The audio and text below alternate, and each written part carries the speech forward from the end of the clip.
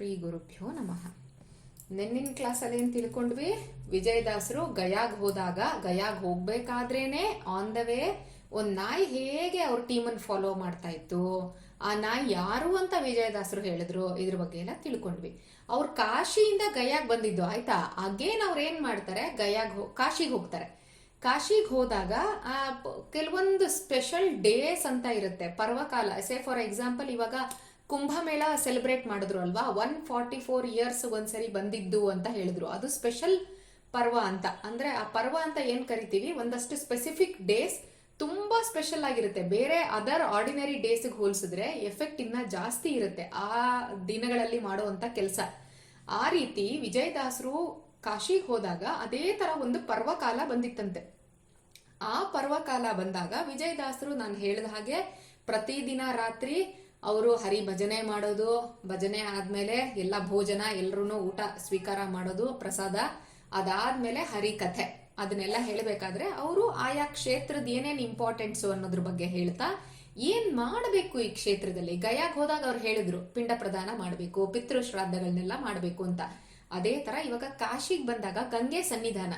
ಹಾಗಾಗಿ ಈ ಪರ್ವಕಾಲದಲ್ಲಿ ಏನ್ ಮಾಡಬೇಕು, ಕೆಲವೊಂದು ಕಡೆ ಪುಷ್ಕರ ಅಲ್ಲ, ಅದರ ಹೆಸರು ಏನೋ ಬರುತ್ತೆ, ಕಾವೇರಿ ಪುಷ್ಕರನೇ ಇರ್ಬೇಕು ಮೋಸ್ಟ್ಲಿ. ಕಾವೇರಿ ಇದರಲ್ಲಿ ಒಂದಷ್ಟು ಇಯರ್ಗಳಲ್ಲಿ 12 ವರ್ಷಕ್ಕೆ ಒಂದ್ಸರಿ ಆಗುತ್ತೆ, ಕಾವೇರಿಲಿ ಬರುತ್ತೆ ಪುಷ್ಕರ ಅಂತಾರೆ. ಆ ಟೈಮಲ್ಲಿ ಕಾವೇರಿಲಿ ಹೋಗಿ ಸ್ನಾನ ಮಾಡ್ತೀವಿ. ಇನ್ನೊಂದ್ಸರಿ ಯಾವಾಗ್ಲೋ ಗಂಗೆಲ್ ಬರುತ್ತೆ, ಮತ್ತೊಂದ್ಸರಿ ಗೋದಾವರಿಲಿ ಬರುತ್ತೆ. ಆ ತರ ಸ್ಪೆಸಿಫಿಕ್ ಇಯರ್ಸ್ಗೆ ಒಂದೊಂದು ನದಿಗಳಲ್ಲಿ ಕೆಲವೊಂದು ತುಂಬಾ ಇಂಪಾರ್ಟೆಂಟ್ ಇವೆಂಟ್ಸ್ಗಳಾಗುತ್ತೆ. ಆ ರೀತಿ ಒಂದು ಇವೆಂಟು ವಿಜಯದಾಸರು ಹೋದಾಗ ಆಗಿತ್ತದು, ಆ ಡೇ ಆಗಿತ್ತು. ಹಾಗಾಗಿ ಅವ್ರು ಹೇಳ್ತಾರೆ, ಈ ಗಂಗೆ ಸಾಮಾನ್ಯವಾದವಳಲ್ಲ. ಯಾರದು ಗಂಗೆ ಅಂದ್ರೆ, ಇವಾಗ ಜಲ ಅಂದ್ರೆ ನೀರು. ಆ ನೀರು ಅದನ್ನೇನು ಜಡ ಅಲ್ವಾ, ಅದು ಇನರ್ಟ್, ಅದು ಅದಕ್ಕೇನ್ ಜೀವ ಇಲ್ಲ. ಆದ್ರೆ ಆ ಗಂಗೆಗೆ ಒಬ್ಳು ಅಭಿಮಾನಿ ದೇವತೆ ಅಂತ ಇರ್ತಾಳೆ, ಅವಳು ಗಂಗೆ. ಆ ಗಂಗೆನೆ, ಅದಕ್ಕೆ ಆ ಹೆಸರು ಗಂಗೆ ಅಂತ. ಅವಳು ಯಾರು ಅಂದ್ರೆ ಅಭಿಮಾನಿ ದೇವತೆ ಆ ಗಂಗೆಗೆ. ಆ ನದಿಗಳದು ಯಾರ್ಯಾರು ಅಭಿಮಾನಿ ದೇವತೆಗಳಲ್ಲಿ ಇದಾರಲ್ಲ, ಎಲ್ಲ ಸ್ತ್ರೀಯರು, ಅಂದ್ರೆ ಫೀಮೇಲ್ ನದಿಗಳು. ಇವಾಗ ನದಿ ಅಂದ್ರೆ 2 ಪಾರ್ಟ್ಸ್ ಇದೆ. ಅದನ್ನ ಹರಿಕಥಾಮೃತ ಸಾರದಲ್ಲಿ ಇನ್ನ ಡೀಟೇಲ್ ಆಗಿ ಬರುತ್ತೆ. ನದಿ ಮತ್ತೆ ನದ. ಯಾವತ್ತಾದ್ರೂ ನದ ಅಂತ ಕೇಳಿದೀರಾ ನೀವು ವರ್ಡ್? ನದ ಅಂದ್ರೆ ಗಂಡು ನದಿಗಳು, ಮೇಲ್ ರಿವರ್ಸ್ ಆಯ್ತಾ. ನದಿ ಅಂದ್ರೆ ಹೆಣ್ಣು ನದಿಗಳು. ಇವಾಗ ಬ್ರಹ್ಮಪುತ್ರ ಇದೆಯಲ್ಲ, ಅದು ನದಿ ಅಲ್ಲ, ನದ. ಬ್ರಹ್ಮಪುತ್ರ ಅಂದ್ರೆ ಅದರ ಅಭಿಮಾನಿ ಒಬ್ಬ ಪುರುಷ ದೇವತೆ ಇರ್ತಾರೆ ಆಯ್ತಾ. ಈ ಗಂಗೆ, ಕಾವೇರಿ, ಗೋದಾವರಿ, ಕೃಷ್ಣ ಇದೆಲ್ಲ ಅಭಿಮಾನಿ ದೇವತೆಗಳು, ಸ್ತ್ರೀಯರಿರ್ತಾರೆ. ಗಂಗೆಗೆ ಗಂಗೆ ಅನ್ನೋಂತ ಅಭಿಮಾನಿ ದೇವತೆ, ಯಮುನೆಗೆ ಯಮುನಾ ನದಿಗೆ ಯಮುನೆ ಅನ್ನೋಂಥವಳು ಅಭಿಮಾನಿ ದೇವತೆ. ಈ ರೀತಿ ಇರುತ್ತೆ. ಅದಕ್ಕೆ ನದ ಮತ್ತೆ ನದಿಗಳು ಅಂತ ಕರೀತಾರೆ. ಹಾಗಾಗಿ ಈ ಸ್ತ್ರೀ ನದಿಗಳು ಯಾವ್ಯಾವ್ದಿರುತ್ತೆ, ಗಂಗೆ, ಯಮುನಾ, ಇದಕ್ಕೆಲ್ಲ ಯಾರು ಇವಾಗ ಗಂಗೆ ಅಂತ ಒಬ್ಳು ಅಭಿಮಾನಿ ದೇವತೆ ಇದ್ದಾಳೆ ಅಂತಂದ್ರೆ ಅವಳಿಗೊಂದು ಹಸ್ಬೆಂಡ್ ಅನ್ನೋರು ಯಾರು ಅಂದ್ರೆ ಅದೇ ವರುಣ ದೇವರು.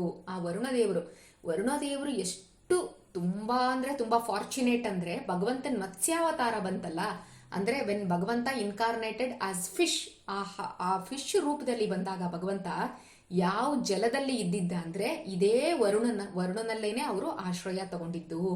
ಸೊ ವರುಣನಲ್ಲಿ ಮತ್ಸ್ಯರೂಪಿ ಭಗವಂತ ಬಂದಿದ್ರಿಂದ ಗಂಗೆಗೆ ಏನಂತ ಕರೀತಾರೆ ಅಂದ್ರೆ ಮತ್ಸ್ಯೋದರಿ ಅಂತ ಕರೀತಾರೆ. ಮತ್ಸ್ಯ ಅಂದ್ರೆ ಫಿಶ್ ಇನ್ಕಾರ್ನೇಷನ್. ಆ ಫಿಶ್ ಇನ್ಕಾರ್ನೇಷನ್ ನ ತನ್ನ ಉದರದಲ್ಲಿ ಧರಿಸಿದವಳು. ಉದರ ಅಂದ್ರೆ ಹೊಟ್ಟೆ. ಹಾಗಾದ್ರೆ ಆ ಗಂಗೆ ನದಿಲಿ ನಾವೆಲ್ಲ ಹೊಟ್ಟೆ ಹುಡ್ಕೊಂಡು ಹೋಗೋಣ? ಹಾಗಲ್ಲ ಅರ್ಥ. ಅಂದ್ರೆ ಗಂಗೆಯಲ್ಲಿ ಮತ್ಸ್ಯರೂಪಿ ಭಗವಂತ ಬಂದಿದ್ರಿಂದ ಗಂಗೆನ ಮತ್ಸ್ಯೋದರಿ ಅಂತ ಕರೀತಾರೆ. ಈ ಎಲ್ಲಾ ಇಂಟ್ರೆಸ್ಟಿಂಗ್ ಪಾಸ್ಟ್ ಟೈಮ್ಸ್ ಏನೇನಿದೆ, ಗಂಗೆದು ಇಂಪಾರ್ಟೆನ್ಸು, ಗಂಗೆ ಮತ್ತೆ ವರುಣ ಏನಾಗಬೇಕು, ಅವರಿಬ್ರಿಗೂ ಏನ್ ರಿಲೇಶನ್ಶಿಪ್ಪು, ಇದನ್ನೆಲ್ಲ ದಾಸರು ಹೇಳ್ತಾ ನೆಕ್ಸ್ಟ್ ಡೇಗೆ ನೀವು ಪ್ರಿಪೇರ್ ಮಾಡ್ಕೊಳ್ಳಿ. ಗಂಗೆ ಪೂಜೆ ಮಾಡ್ತಾರೆ ಅಂತ ಹೇಳ್ತಾರೆ ಅಲ್ವಾ. ಗಂಗಾ ನದಿ ಹತ್ರ ಹೋದಾಗ ಗಂಗೆ ಪೂಜೆ ಎಷ್ಟು ನಮ್ದು ಆಕ್ಟ್ ಹೇಗಿದೆ ಅಂದ್ರೆ, ಗಂಗೆಗೆ ಪೂಜೆ ಹೇಗ್ ಮಾಡ್ತೀವಿ ಅಂದ್ರೆ, ಗಂಗಾ ನೀರನ್ನೇ ತಗೊಂಡು ಮತ್ತೆ ಗಂಗೆಗೆ ಬಿಡೋದು ನಾವು, ಅದನ್ನ ಗಂಗಾ ಪೂಜೆ ಅಂತ ಹೇಳ್ತೀವಿ. ಆದ್ರೂ ಕೂಡ ಅವಳು ಸ್ವೀಕಾರ ಮಾಡ್ತಾಳೆ, ಅವಳದೇ ನದಿ ನೀರು, ಅವಳ ನೀರನ್ನ ತಗೊಂಡು ಮತ್ತೆ ಅವಳಿಗೆ ಪೂಜೆ ಮಾಡ್ತೀವಿ ನಾವು. ಅಮ್ಮ ನಿನ್ ಪೂಜೆ ಮಾಡಿದ್ವಿ ಅಂತ ಹೇಳ್ತೀವಿ. ಆದ್ರೆ ಅವಳು ಖುಷಿಯಾಗಿ ಆಕ್ಸೆಪ್ಟ್ ಮಾಡ್ತಾಳೆ. ನಿನ್ನ ಪೂಜೆ ಮಾಡಿದೆ ಅಂದ್ರೆ ನೀನೇನ್ ಕೊಟ್ಟೆ ಅಂತ ಅವಳು ಕೇಳಲ್ಲ. ಅವಳ ನೀರನ್ನೇ ತಗೊಂಡು ಅವಳಿಗೆ ಕೊಟ್ಟುಬಿಟ್ಟು ಅವಳ ಪೂಜೆ ಅಂತ ಹೇಳಿದ್ರು ಕೂಡ ಅವಳು ಆಕ್ಸೆಪ್ಟ್ ಮಾಡ್ತಾಳೆ. ಅದೇ ರೀತಿ ವಿಜಯದಾಸರು ಎಲ್ಲಾರನ್ನೂ ರೆಡಿ ಮಾಡ್ತಾರೆ. ಗಂಗೆಗೆ ಕೆಲವೊಂದ್ ಕಡೆ ನೀವು ನೋಡಿರ್ಬಹುದು, ಇವಾಗ ಕಾವೇರಿ ಮಳೆಗಾಲದಲ್ಲಿ ನಮ್ಮ ಕರ್ನಾಟಕದಲ್ಲಿ ಕೂಡ ಅವರು ಚೀಫ್ ಮಿನಿಸ್ಟ್ರು ಅಥವಾ DCM ಇವರೆಲ್ಲ ಹೋಗ್ಬಿಟ್ಟು ಏನ್ ಮಾಡ್ತಾರೆ, ಬಾಗಿನ ಅರ್ಪಣೆ ಮಾಡೋದು ಅಂತ ಮಾಡ್ತಾರೆ. ಅಂದ್ರೆ ಅದ್ರ ನದಿ ಮಟ್ಟ ಏನಿದೆ, ಅಪಾಯ ಮಟ್ಟ ಮೀರಿ ಹರಿದ್ರೆ ಅಥವಾ ಟು ಇಟ್ಸ್ ಫುಲ್ ಎಕ್ಸ್ಟೆಂಟ್ ಅದೇನಾದ್ರೂ ಹರಿತು ಅಂತ ಅಂದ್ರೆ KRS ಡ್ಯಾಮ್ ಹತ್ರ ಹೋಗ್ಬಿಟ್ಟು ಅವ್ರೇನ್ ಮಾಡ್ತಾರೆ, ಮೊರದ್ದು ನೀವು ಗೌರಿ ಪೂಜೆ ಟೈಮಲ್ಲಿ ಕೊಡೋದು ನೋಡಿರ್ಬೋದು, ಮೊರದ ಬಾಗಿನ ಅಂತ ಹೇಳ್ತಾರಲ್ಲ, ಮೊರ ಒಂದ್ರ ಮೇಲೆ ಒಂದು ಮುಚ್ಚಿಬಿಟ್ಟು ಒಳಗಡೆ ಒಂದಷ್ಟು ಐಟಮ್ ಎಲ್ಲ ಹಾಕಿರ್ತಾರೆ, ಪರ್ಟಿಕ್ಯುಲರ್ ಆಗಿ ಇಂತಿಂತ ಐಟಮ್ ಅಂತ ಇರುತ್ತೆ, ಅದನ್ನ ಕೊಡ್ತಾರಲ್ಲ, ಆ ರೀತಿ ನದಿಗೆ ಅದನ್ನ ಸಮರ್ಪಣೆ ಮಾಡ್ತಾರೆ. ಅದಕ್ಕೆ ವಿಜಯದಾಸರು ಹೇಳ್ತಾರೆ, ಬಾಗಿನ ಎಲ್ಲ ರೆಡಿ ಮಾಡಿ ಇಟ್ಕೊಂಡಿರಿ, ನಾಳೆ ಗಂಗೆಗೆ ಕೊಡೋಣ ನಾವು ಅಂತ ಹೇಳ್ತಾರೆ. ಅದು ಹೇಳಬೇಕಾದಾಗ ನೆಕ್ಸ್ಟ್ ಡೇ ಏನಾಗುತ್ತೆ, ವಿಜಯದಾಸರು ಒಂದ್ ಕಡೆ ಮೆಟ್ಲ ಮೇಲೆ ಕೂತ್ಕೊಂಡು ಗಂಗೆ ಬಗ್ಗೆ ಅವರು, ಗೊತ್ತಲ್ಲ ಕೃತಿ, ನಾನು ಹೇಳಿದ್ನಲ್ಲ, ಅವ್ರು ಎಲ್ಲಿ ಹೋದ್ರು ಕೂಡ ಏನ್ ಮಾಡಿದ್ರು ಕೂಡ ಅವ್ರು ಮಾತಾಡೋದೇನೆ ಎಲ್ಲ ಕೃತಿಗಳ ರೂಪದಲ್ಲೇನೆ ಅವರು ಸ್ತುತಿ ಮಾಡ್ತಾ ಇದ್ದಿದ್ದು. ಅದಕ್ಕೆ ಹೇಳ್ತಾರೆ ಗಂಗೆ ಸನ್ಮಂಗಳಾಂಗೆ. ಮಂಗಳ ಅಂದ್ರೆ ಏನು, ಬರೀ ಮಂಗಳ ಅಂದ್ರೇನೆ ಆಸ್ಪಿಷಿಯಸ್ನೆಸ್, ಮಂಗಳ ಅಂದ್ರೆ ವೆರಿ ಆಸ್ಪಿಷಿಯಸ್ ಅಂತ. ಅಂದ್ರೆ ಗಂಗೆ ಅಂತ ನಾವು ಸ್ಮರಣೆ ಮಾಡಿದ್ರೆ, ಇಲ್ಲಿ ಕೂತ್ಕೊಂಡು ನಾನು ಗಂಗೆ ಅಂತ ಸ್ಮರಣೆ ಮಾಡಿದ್ರೇನೆ ನನ್ನ ಪಾಪ ಎಲ್ಲ ತೆಗಿತಾಳಂತೆ ಅವಳು, ಅಷ್ಟ್ರ ಮಸ್ಟ್ಗೆ ಪ್ಯೂರೆಸ್ಟ್ ಆಫ್ ದ ಪ್ಯೂರ್ ಅವಳು ಗಂಗೆ. ಹಾಗಾಗಿ ಇನ್ನು ಸ್ವತಃ ಗಂಗೆ ಹತ್ರ ಬಂದಾಗ, ಗಂಗೆಯಲ್ಲಿ ಸ್ನಾನ ಮಾಡುವಂತ ಅವಕಾಶ ಸಿಕ್ಕಿದಾಗ ಅದು ಇನ್ನ ಎಷ್ಟು ಮಟ್ಟಿಗೆ ನಮ್ಗೆ ಆಸ್ಪಿಷಿಯಸ್ನೆಸ್ ತಂದು ಕೊಡುತ್ತಲ್ವಾ. ಅದಕ್ಕೋಸ್ಕರ ಗಂಗೆ ಸನ್ಮಂಗಳಾಂಗೆ ರಂಗನಂಘ್ರಿಯ ಸಂಗೆ. ಅಂದ್ರೆ ರಂಗನ ಅಂಗ್ರಿ ಅಂದ್ರೆ ಯಾವಾಗ್ಲೂ ಎಲ್ಲಿರ್ತಾಳೆ ಅವಳು, ಗಂಗೆ ಹೇಗ್ ಬಂದಿದ್ದು, ಅವಳು ಯಾವ ತರ ಬಂದ್ಲು ಅಂತ ಗೊತ್ತಾ, ವಾಮನ ಅವತಾರದ ಸ್ಟೋರಿ ಕೇಳಿದ್ರೆ ಗೊತ್ತಾಗುತ್ತೆ. ವಾಮನ ಅವತಾರ ಬಂದಾಗ ಬಲಿ ಮಹಾರಾಜನ ಹತ್ರ 3 ಪಾದದ ಅಳತೆದು ಭೂಮಿ ಕೇಳ್ತಾರಲ್ಲ, ಆಗ ಒಂದು ಪಾದದಿಂದ ಭಗವಂತ ಅವನೇನ್ ಅನ್ಕೋತಾನೆ, ಇಷ್ಟು ಪುಟಾಣಿ ಹುಡುಗ ಇದ್ದಾನೆ, ಇವಂದು ಎಷ್ಟು ಪಾದ ಅಳತೆ ಅಂದ್ರೆ ಮೇ ಬಿ ಒಂದು 3 ಸ್ಕ್ವೇರ್ ಫೀಟ್ ಕೂಡ ಬರಲ್ಲ ಅವನ್ ಪಾದ ಅಳತೆ ಮಾಡಿದ್ರೆ ಅಂತ ಹೇಳಿ ಆಯ್ತು ಅಂತ ಒಪ್ಕೊಂಡ್ಬಿಡ್ತಾನೆ. ಆಗ ಭಗವಂತ ತ್ರಿವಿಕ್ರಮ ರೂಪಿಯಾಗಿ ತುಂಬಾ ಬೃಹದಾಕಾರವಾಗಿ ಎತ್ತರವಾಗಿ ಬೆಳಿತಾನೆ. ಬೆಳೆದು ಬಿಟ್ಟು ಒಂದು ಪಾದದಿಂದ ಫುಲ್ ಮೇಲ್ಗಡೆ ಪ್ಲಾನೆಟರಿ ಸಿಸ್ಟಮ್ಸ್ ಏನಿದೆ ಅದನ್ನೆಲ್ಲ ಕವರ್ ಮಾಡ್ತಾನೆ. ಆ ಮೇಲ್ಗಡೆ ಅಪ್ಪರ್ ಪ್ಲಾನೆಟರಿ ಸಿಸ್ಟಮ್ಸ್ ನ ಕವರ್ ಮಾಡಬೇಕಾದಾಗ ಆಗೇನಾಗುತ್ತೆ, ಅವನದು ಹೆಬ್ಬೆರಳಿರುತ್ತಲ್ಲ, ಅಂದ್ರೆ ಥಂಬ್, ಅವನ್ ಕಾಲಿಂದು ಥಂಬ್ ಇರುತ್ತಲ್ಲ, ಅದ್ರದ್ದು ಆ ಉಗುರು ಏನಾಗುತ್ತೆ, ಬ್ರಹ್ಮಾಂಡಕ್ಕೆ ಕವರಿಂಗ್ಸ್ ಅಂತ ಇರುತ್ತೆ. ಇವಾಗ ನಾವೇನು ಓಝೋನ್ ಲೇಯರ್ ಅಂತೆಲ್ಲ ಮಾತಾಡ್ತೀವಿ, ನಮಗ್ ಗೊತ್ತಿರೋದು ಅಷ್ಟು ಮಾತ್ರ ಓಝೋನ್ ಲೇಯರ್ ಬಗ್ಗೆ. ಬಟ್ ಕಂಪ್ಲೀಟ್ ಬ್ರಹ್ಮಾಂಡ ಏನಿದೆ, ಓಝೋನ್ ಲೇಯರ್ ಯಾವುದಕ್ಕೆ, ಅರ್ತ್ಲಿ ಪ್ಲಾನೆಟ್ಗೆ ಕವರ್ ಆಗಿರೋದನ್ನ ಮಾತಾಡ್ತೀವಲ್ವಾ, ಅರ್ತ್ ಪ್ಲಾನೆಟ್ಗೆ ಓಝೋನ್ ಅನ್ನೋದೊಂದು ಲೇಯರ್ ಇದೆ ಅಂತ ನಮಗ್ ಗೊತ್ತು ಅಷ್ಟೇ. ಬಟ್ ಅದೇ ತರ ಕಂಪ್ಲೀಟ್ ಬ್ರಹ್ಮಾಂಡ 14 ಪ್ಲಾನೆಟರಿ ಸಿಸ್ಟಮ್ಸ್ ಏನ್ ಬರುತ್ತೆ, ಆ ಇಡೀ ಬ್ರಹ್ಮಾಂಡಕ್ಕೆ ಕವರ್ ಆಗಿರುವಂತ ಕವರಿಂಗ್ಸ್ ಇದೆ, ತುಂಬಾ ಕವರಿಂಗ್ಸ್ ಇದೆ. ಆ ಕವರಿಂಗ್ ಏನಾಗತ್ತಂತೆ, ಭಗವಂತನ ಉಗುರು ತಗಲ್ಬಿಟ್ಟು ತೂತಾಗತ್ತಂತೆ. ಈಗೆಲ್ಲ ಹೇಳ್ತಾ ಇದ್ದಾರಲ್ಲ, ಓಝೋನ್ ಲೇಯರ್ ಎಲ್ಲ ತೂತಾಗ್ಬಿಟ್ರೆ ತುಂಬಾ ಅಲ್ಟ್ರಾವೈಲೆಟ್ ರೇಸ್ ಎಲ್ಲ ಜಾಸ್ತಿ ಬರುತ್ತೆ, ಅದು ಬಂದಾಗ ನಮ್ಮ ಮೇಲೆ ನಮ್ಗೆಲ್ಲ ಡಿಸೀಸ್ಗಳು ಬರುತ್ತೆ, ಎಕ್ಸೆಟ್ರಾ ಎಕ್ಸೆಟ್ರಾ. ಅದಕ್ಕೋಸ್ಕರ ಏನಂತಾರೆ, ಕ್ಲೋರೋಫೋರೋ ಕಾರ್ಬನ್ ಎಲ್ಲ ಎಮಿಷನ್ಸ್ನೆಲ್ಲ ಕಡಿಮೆ ಮಾಡಬೇಕು ಅನ್ನೋದನ್ನೆಲ್ಲ ಹೇಳ್ತಾರಲ್ವಾ, ಗ್ರೀನ್ ಹೌಸ್ ಎಫೆಕ್ಟ್ ಎಲ್ಲ ಇದು ಮಾಡ್ಬೇಕಂತ. ಅದೇ ತರ ಬ್ರಹ್ಮಾಂಡ ಕವಾಟ ಅಂತ ಹೇಳ್ತಾರೆ ಅದಕ್ಕೆ, ಆ ಲೇಯರ್ಗೆ. ಅದು ತೂತಾದಾಗ ಅಲ್ಲಿಂದ ಬಂದವಳೇನೆ ಗಂಗೆ. ಆಯ್ತಾ, ಗಂಗೆ ಬರಬೇಕಾದ್ರೆ ಸತ್ಯಲೋಕದಿಂದ ಬಂದು ಸ್ವರ್ಗಲೋಕದಿಂದೆಲ್ಲ ಬಂದು ಅದೆಲ್ಲ ಪಾಸ್ ಮಾಡ್ಕೊಂಡು ಅಪ್ಪರ್ ಪ್ಲಾನೆಟರಿ ಸಿಸ್ಟಮ್ಸು ಅವಳು ಆಮೇಲೆ ಇಲ್ಲಿಗೆ ಬಂದಿರೋದು, ಅರ್ಥಕ್ಕೆ ಬಂದಿರೋದು. ಹಾಗಾಗಿ ವಿಷ್ಣು ಪಾದೋದ್ಭವೆ. ವಿಷ್ಣು ಅಂದ್ರೆ ವಾಮನ, ವಿಷ್ಣು ಎಲ್ಲರೂ ಒಂದೇ. ನಾನು ಅವತ್ತೇ ಹೇಳಿದ್ದೀನಿ, ಭಗವಂತನ ಅವತಾರಗಳಲ್ಲಿ ಮಾತ್ರ ನಾವು ಭೇದ ಚಿಂತನೆ ಮಾಡಬಾರದು. ಬೇರೆ ವಿಷ್ಣು ಬೇರೆ ವಾಮನ ಬೇರೆ ಆ ರೀತಿ ಎಲ್ಲ ಹೇಳಂಗಿಲ್ಲ, ಎಲ್ಲಾನು ಒಂದೇನೆ ಭಗವಂತ. ಆ ಭಗವಂತನ ಪಾದ ಉದ್ಭವೆ, ಪಾದದಿಂದ ಬಂದವಳು, ಅದನ್ನ ನಾವು ಗಂಗೆ ಅಂತ ಕರಿತೀವಿ. ಅದಕ್ಕೆ ಇವ್ರು ಹೇಳ್ತಾ ಇದ್ದಾರೆ ವಿಷ್ಣು ಪಾದೋದ್ಭವೆ. ಅದಕ್ಕೆ ಅವಳಿಗೆ ಯಾಕೆ ಅಷ್ಟೊಂದು ಪಾವಿತ್ರ್ಯತೆ ಬಂತು, ಪ್ಯೂರಿಟಿ ಬಂತು ಅಂದ್ರೆ, ಅವಳು ಸಾಮಾನ್ಯದವಳಲ್ಲ, ಭಗವಂತನ ಪಾದ ಮುಟ್ಟಿ ಬಂದಿರೋಳಲ್ವಾ ಅವಳು, ಅದಕ್ಕೋಸ್ಕರ ಅವಳಿಗೆ ಅಷ್ಟೊಂದು ಪ್ಯೂರಿಟಿ ಬಂತು ಅಂತ ಹೇಳ್ತಾರೆ. ಸೊ ಅದಕ್ಕೆ ಗಂಗಾ ಸ್ನಾನ ತುಂಗಾ ಪಾನ ಅನ್ನೋಂಥದ್ದು ಒಂದಿದೆ ಮಾತು. ಅಂದ್ರೆ ತುಂಗೆ ನದಿ ಏನಿದೆಯಲ್ಲ, ಇವಾಗ ರಾಯಚೂರ್ ಹತ್ರ ಎಲ್ಲ ಹರಿಯುತ್ತಲ್ಲ, ಮಂತ್ರಾಲಯದ ಹತ್ರ ಎಲ್ಲ, ಆ ತುಂಗಾ ನದಿನ ಪಾನ ಅಂದ್ರೆ ಕುಡಿಬೇಕಂತೆ ಆ ನದಿನ ನೀರ್ನ. ಗಂಗೆ ನದಿಲಿ ಸ್ನಾನ ಮಾಡಬೇಕು ಅಂತ ಹೇಳ್ತಾರೆ. ಅವೆರಡು ಅಷ್ಟು ಪವಿತ್ರತೆ ತಂದು ಕೊಡುತ್ತೆ ಅಂತ. ಹೀಗೆ ಅವರು ಆ ಕೃತಿಯನ್ನ ರಚನೆ ಮಾಡ್ತಾರೆ. ರಚನೆ ಮಾಡದ್ಮೇಲೆ ಸ್ನಾನಕ್ಕೆ ಅಂತ ಎಲ್ಲಾರು ಬಂದಿರ್ತಾರಲ್ಲ, ಆಗ ದಾಸರು ಮೆಟ್ಲ ಮೇಲೆ ಕೂತ್ಕೊಂಡು ಎಲ್ಲಾರ್ಗೂ ರೆಡಿಯಾಗಿ ಅಂತ ಹೇಳಿ ಈ ಕೃತಿಯನ್ನ ರಚಿಸ್ತಾ ಇದ್ದಂಗೆ ಒಂದೊಂದೇ ಲೈನ್ ಹೇಳ್ತಾ ಇದ್ದಂಗೆನೆ, ನಾವು ಯೂಶಲ್ ಆಗಿ ನೀವು ಕೆಲವೊಂದು ನದಿಗಳ ಹತ್ರ ಹೋಗಿದ್ರೆ ನೋಡಿರಬಹುದು, ಮೆಟ್ಲುಗಳನ್ನ ಮಾಡಿರ್ತಾರೆ ಅಲ್ವಾ.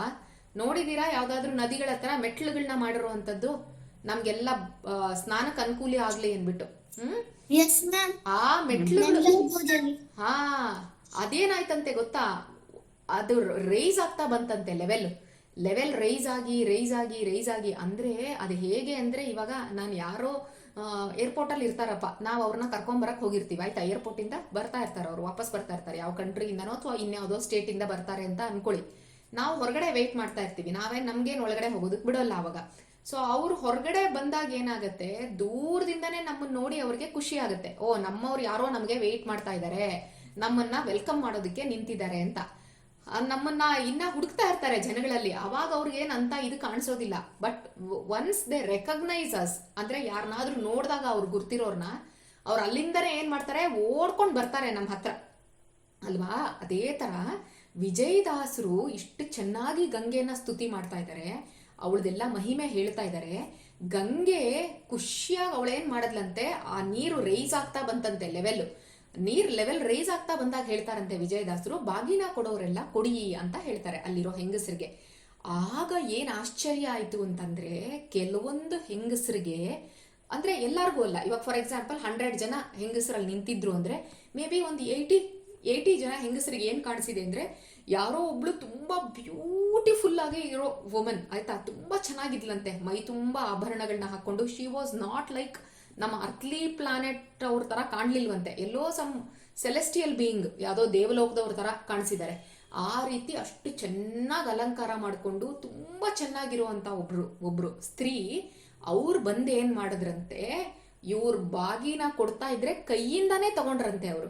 ಅಂದ್ರೆ ಯೂಶುವಲ್ ಆಗಿ ನೀರ್ಗ್ ಬಾಗಿನ ಬಿಡ್ತಾರಲ್ಲ, ಆದ್ರೆ ಇಲ್ಲೇನಾಯ್ತು, ಅವರೆಲ್ಲ ಆ ಸ್ತ್ರೀನೇ ನೋಡಿದ್ರಲ್ವಾ, ನದಿಯಿಂದ ಬಂದಿದ್ದ ಸ್ತ್ರೀನ, ಹಾಗಾಗಿ ಅವಳಿಗೇನೇ ಬಾಗಿನ ಕೈಯಲ್ಲೇ ಕೊಟ್ರಂತೆ.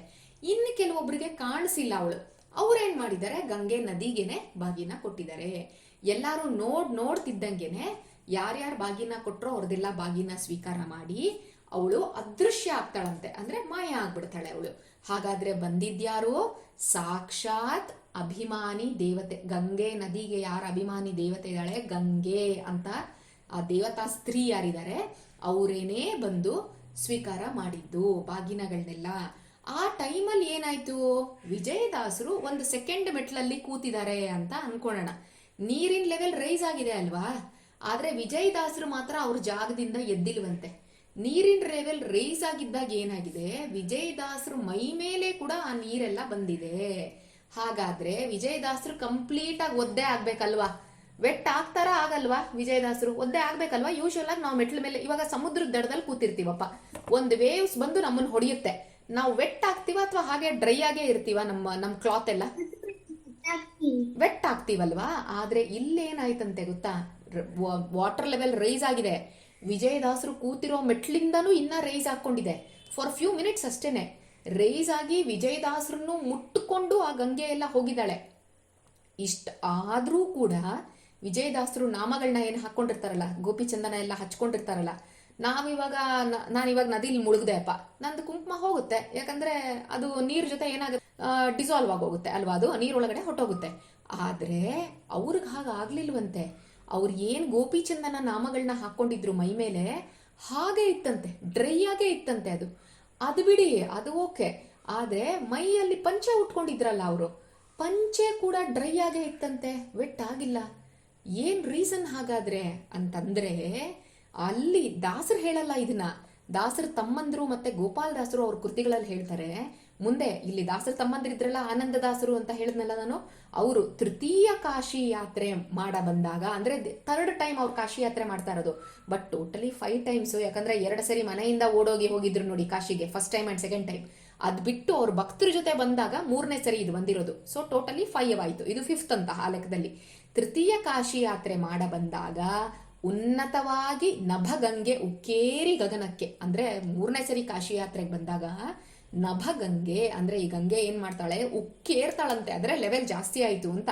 ಅತಿಶಯದಿ ಬಂದು ಮತ್ಸ್ಯೋದರಿಯ ನಾಮದಲ್ಲಿ ಪ್ರತಿ ಇಲ್ಲದಂತೆ ತೋರೆ, ಅಂದ್ರೆ ಸಾಕ್ಷಾತ್ ಅವಳು ಗಂಗೆ ಅಂದ್ರೆ ಆ ಸ್ತ್ರೀ ದೇವತೆ ರೂಪದಲ್ಲೇ ಕಾಣಿಸ್ಕೊಂಡ್ಲು ಎಲ್ಲಾರ್ಗುನು ಅಂತ ಹೇಳ್ತಾರೆ. ಅದೇ ತರ ಗೋಪಾಲದಾಸರು ಕೂಡ ಹೇಳ್ತಾರೆ, ಮತ್ಸ್ಯೋದರಿ, ಅವಳಿಗೆ ಮತ್ಸ್ಯೋದರಿ ರೀತಿಲಿ ಕಾಣಿಸ್ಕೊಂಡ್ರು, ವಿಜಯದಾಸರಿಗೆ ಕಾಣಿಸ್ಕೊಂಡ್ಲು, ಒಂದಷ್ಟು ಹೆಂಗಸರುಗಳಿಗೆ ಕಾಣಿಸ್ಕೊಂಡ್ರು ಅನ್ನೋಂಥದ್ದನ್ನ ಹೇಳ್ತಾರೆ. ಹಾಗಾದ್ರೆ ಅವಳು ಆ ರೀತಿ ಬಂದಿದ್ದ ಕಾರಣ ಏನು, ಯಾಕೆ ವೆಟ್ ಆಗ್ಲಿಲ್ಲ ಅಂತಂದ್ರೆ, ನಾವೆಲ್ಲ ಪಾಪ ಮಾಡಿರ್ತೀವಿ, ನಮ್ಮ ಪಾಪನ ತೊಳೆಯಮ್ಮ ತಾಯಿ ಅಂತಾನೆ ನಾವೇನ್ ಮಾಡ್ತೀವಿ, ಸ್ನಾನ ಮಾಡ್ತೀವಿ ಅಲ್ವಾ. ನಮಗೆ ಅವಳು ನಮ್ಮ ಪಾಪ ತೆಗೆದ್ಲೋ ಇಲ್ವೋ ಅನ್ನೋದಕ್ಕೆ ಎವಿಡೆನ್ಸ್ ಏನಂದ್ರೆ ನಾವು ಸ್ನಾನ ಮಾಡಿರೋದು ಅಟ್ಲೀಸ್ಟ್ ನಮಗೆ ಗೊತ್ತಾಗಬೇಕು. ನಾವು ಮುಳುಗಿರೋದು ನಾವು ಸ್ನಾನ ಮಾಡಿರೋದು ನಮ್ಗೆ ಹೆಂಗೆ ಗೊತ್ತಾಗತ್ತೆ? ನಮ್ಮ ತಲೆ ಕೂದಲೆಲ್ಲ ಒದ್ದೆ ಆಗಿರ್ಬೇಕು, ನಾವು ಹಾಕೊಂಡಿರೋ ಬಟ್ಟೆ ಎಲ್ಲ ಒದ್ದೆ ಆಗಿರ್ಬೇಕು. ಅವಾಗ ಏನಾಗುತ್ತೆ, ಓ ಹೌದು ಹಾಗಾದ್ರೆ ಸ್ನಾನ ಮಾಡಿದ್ದೀನಿ ಅಂತ ನನಗೆ ಎವಿಡೆನ್ಸ್ ಅಲ್ವಾ? ನೀರೊಳಗಡೆ ಮುಳುಗಿ ಯಾರಾದ್ರೂ ಬೇರೆಯವರು ರೆಕಗ್ನೈಸ್ ಮಾಡಬೇಕು ನಾವು ಮುಳುಗಿದೀವಿ ಅಂತ ಅಲ್ವಾ? ನಾವು ಡ್ರೈ ಆಗಿದ್ರೆ ನೀರೊಳಗೆ ಮುಳುಗಿದೀವಿ ಅಂತಾರ ನಮ್ಮನ್ನ? ಅನ್ನಲ್ಲ ಅಲ್ವಾ? ನಾನು ಫುಲ್ ವೆಟ್ಟಾಗ್ಬಿಟ್ಟು ಬಂದ್ರೆ ಏನಾಗುತ್ತೆ, ಓ ಇವರು ನೀರೊಳಗಡೆ ಮುಳುಗಿದ್ದಾರೆ, ಸ್ನಾನ ಮಾಡಿದ್ದಾರೆ ಅಂತ ಹೇಗೆ ಗೊತ್ತಾಗುತ್ತೋ ಎವಿಡೆನ್ಸು, ಹಾಗೆ ನಾನು ಸ್ನಾನ ಮಾಡಿದ್ದೀನಿ ಅಂದ್ರೆ ಗಂಗೆ ನನ್ನ ಪಾಪಗಳನ್ನ ತೆಗ್ದಿದ್ದಾಳೆ ಅಂತ. ಆದ್ರೆ ವಿಜಯ್ ದಾಸರಿಗೆ ಆ ನೆಸಸರಿ ಇಲ್ಲ. ಯಾಕಂದ್ರೆ ಸಾಕ್ಷಾತ್ ಭಗವಂತನ್ನೇ ಕಣ್ಣು ಮುಚ್ಕೊಂಡಾಗ್ಲೆಲ್ಲ ಭಗವಂತ ಕಾಣಿಸ್ತಾನೆ. ತಿರುಪ್ತಿಗೆ ಹೋಗ್ತಾರೆ, ಭಗವಂತನ ಲಾಕ್ ಮಾಡಿಡ್ತಾರೆ ಶ್ರೀನಿವಾಸನ್ನ. ಪಂಡ್ರಾಪುರಕ್ಕೆ ಹೋಗ್ತಾರೆ, ಅಲ್ಲಿ ಪಾಂಡ್ರಂಗನ್ ಲಾಕ್ ಮಾಡಿಡ್ತಾರೆ ಹಾರ್ಟಲ್ಲಿ. ಅಂಥ ವಿಜಯದಾಸರಿಗೆ ಗಂಗೆ ಬಂದು ಪಾಪ ಕಳಿಬೇಕು ಅಂತಿಲ್ಲ. ಯಾಕಂದ್ರೆ ಗಂಗೆ ಯಾರ ಪಾದದಿಂದ ಹುಟ್ಟಿದ್ಲೋ, ಅಂದ್ರೆ ಯಾರಿಗೆ ಗಂಗೆ ಮಗಳು ಅಂದ್ರೆ ವಿಷ್ಣು ಪಾದೋದ್ಭವೆ, ಅಂದ್ರೆ ವಿಷ್ಣು ಏನಾಯ್ತು, ಗಂಗೆಗೆ ತಂದೆ ರೂಪದಲ್ಲಿ ಆಯ್ತು, ಫಾದರ್ ಆಯ್ತು. ಅಂಥ ವಿಷ್ಣುನೇ ಇವರು ಆರಾಧನೆ ಮಾಡ್ಕೊಂಡಿದ್ದಾರೆ ಭಕ್ತರು. ಅಂದ್ರೆ ಇವ್ರನ್ನ ಅವಳು ಪ್ಯೂರಿಫೈ ಮಾಡೋದು ಬೇಕಾಗಿಲ್ಲ. ಆನ್ ದ ಅದರ್ ಹ್ಯಾಂಡ್, ಯಾರು ವಿಷ್ಣು ಪಾದೋದ್ಭವೆ ಆಗಿರುವಂತ ಗಂಗೆ ಯಾರ ಕಾಲಿಂದ ಬಂದ್ಲೋ, ವಿಷ್ಣು ಪಾದದಿಂದ ಬಂದಿದ್ದಾಳಲ್ವಾ, ಆ ವಿಷ್ಣುಗೆನೆ ಅಷ್ಟು ಪ್ರೀತಿಯಾಗಿರೋ ಭಕ್ತರಾಗಿರೋದ್ರಿಂದ ವಿಜಯದಾಸರು ಅವರು ಸ್ನಾನ ಮಾಡಿದ್ರು ಗಂಗೆಯಲ್ಲಿ ಅಂದ್ರೆ ಗಂಗೆಗೆನೆ ಒಂಥರ ಕ್ರೆಡಿಟ್. ಇಂಥ ಭಕ್ತರು ಬಂದು ನನ್ನಲ್ಲಿ ಸ್ನಾನ ಮಾಡಿದಾರಲ್ಲ, ನನ್ನ ತಂದೆ ವಿಷ್ಣು ಅವ್ರ ಭಕ್ತರು ಇಲ್ಲಿ ಬಂದು ನನಗೆ ಸ್ನಾನ ಮಾಡಿದ್ರಲ್ಲ ಅಂತ ಅವಳು ಖುಷಿ ಆಗತ್ತಂತೆ. ಅದನ್ನ ತೋರಿಸ್ಬೇಕು ಅಂತನೋ ಏನೋ ಅಂತ ಹೇಳಿ ಲೆವೆಲ್ ಜಾಸ್ತಿಯಾಗಿ ಒಂದ್ ರೌಂಡ್ ವಿಜಯದಾಸರು ಮುಳುಗ್ಬಿಟ್ಟು ಹೋಗ್ಬಿಟ್ರು ನೀರಲ್ಲಿ. ಅವ್ರ ಕ್ಲಾತ್ ಎಲ್ಲ ಅಷ್ಟೇ ಡ್ರೈ ಆಗಿದ್ದಿತ್ತು.